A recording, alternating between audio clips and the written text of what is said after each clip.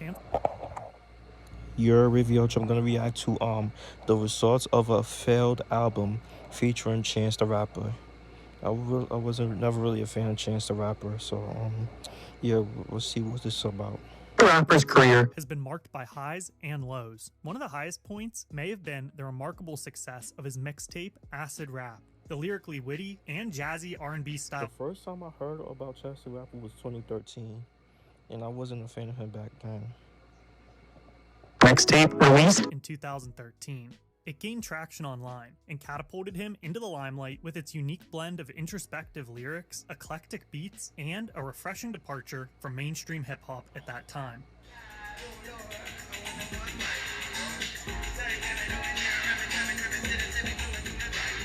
The mixtape was special because it did a great job of showcasing Chance's unique strengths, his raspy voice, his ability to narrate his life experiences, and his distinctive flow.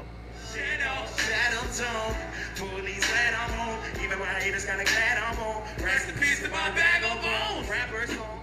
that was the first song I heard. And that song was dirt. I ain't gonna lie. I often wonder if this mixtape feels so special to a first-time listener today as it did over 10 years ago. If anyone can answer that, let me know.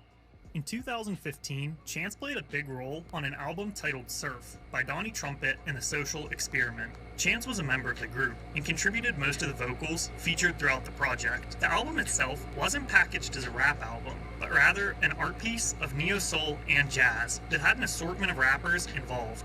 Commercially, the biggest song from this album was Sunday Candy, which was an absolute hit. Week. I've been praying for you, you're my Sunday candy. You got to move slow.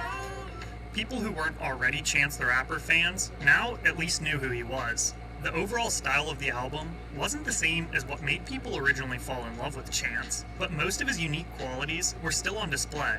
It was received well, and it was a cool way for his fans to appreciate what seemed like an experimental passion project from a very promising up-and-coming rapper. As Chance continued to move further and further in his career from this point, it seemed like a majority of the qualities that made Chance feel so special were slowly being pushed aside. Then, a year later, while he still had a lot of buzz around his name, he released another mixtape titled Coloring Book in 2016. This project received high praise from critics and gained Chance even more commercial attention, which was drawn in from the A-list features on the project. Some of the most notable being Kanye West, Lil Wayne, 2 Chainz, Young Thug, Lil Yachty, Future, T-Pain, and even Justin Bieber. The project had a fun gospel feel to it, and fans responded well to Chance incorporating his Christian faith into the mixtape in a refreshing, non-traditional way. And if they rest in peace, they bunny hop in heaven's gates.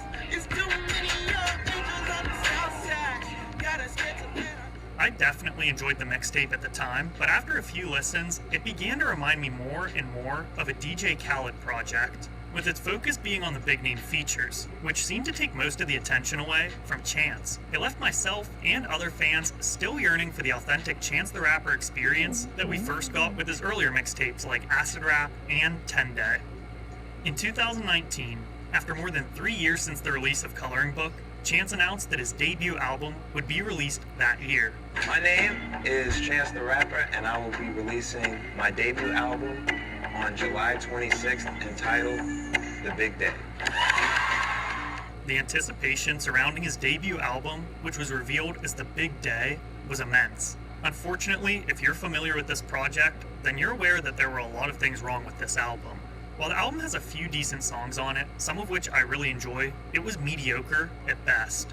And considering how long this record is and how consistently unbearable a lot of it is, I just don't know what to say. Like a strong 0 on this record. Damn. After the fourth or That's a harsh rating. That's a tough rating, but he's being honest though. fifth song of Chance rapping about how much he loves his wife and his life, it starts to feel redundant. Jay-Z once said an album should be like a story, having a beginning, a middle, a climax, and then a satisfying ending. When the whole story of the album is I got married, things are great, I love my life, for almost an hour and a half straight, it's pretty tough to make it the whole way through the 22-song track list from start to finish. The overly repetitive theme of the album became somewhat of a meme, with people pointing out how they waited 3 years with expectations of an introspective and witty album, but instead got this. I don't wanna hear a beat. Trying to catch sleep, trying to count sheep. Hot damn, hot water, hot shower. It seemed like most fans were just underwhelmed. One of the glaring issues that came as a result of this project was Chance's lack of accountability for the album's overall shortcomings. Instead of addressing the criticism, he went silent and appeared to accept the label of a sellout that was starting to be attached to his name. This was such a pivotal time in his career, and he could have taken a much different approach to handle the backlash. Chance had the opportunity to bounce back with a mini mixtape or by releasing a few loose tracks that focused only on his strengths to prove that he still had the talent that earned him the attention in the first place. I think a move like that could have shifted the focus from the failed album and instead to his fresh, better music. It would have been a testament to his resilience and commitment to his fan base. But spoiler alert, that's not what he did. After the big day, Chance didn't seem aggressive to release new music, but he has dropped a few tracks within the past years, and I've really enjoyed some of them. In my opinion, they've had a lot of qualities to them that originally made myself and the rest of the hip-hop scene fall in love with his work in the first place. This world to make you second guess your first mind. Remember when it was your first day the first time? It couldn't have come at a worse place or worse time.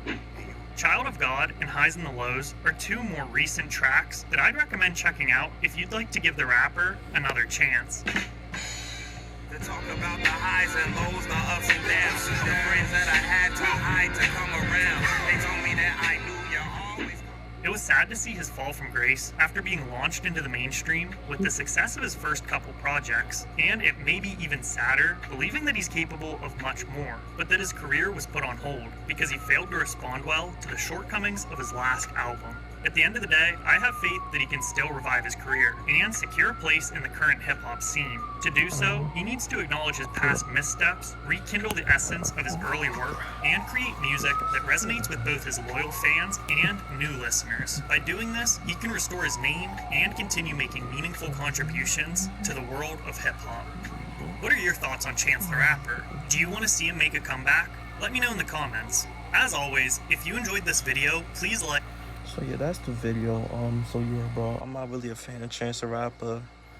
Chance the Rapper doesn't do it for me, bro. I was never really a fan of him. I don't like how he raps and all that. I was never really a big fan of him. But if y'all are, if y'all watching this video, comment down below. What is your favorite Chance the Rapper song? Comment down below. Alright, make sure y'all like, comment, subscribe. Y'all know the vibes. WavyOcho, check out how you are.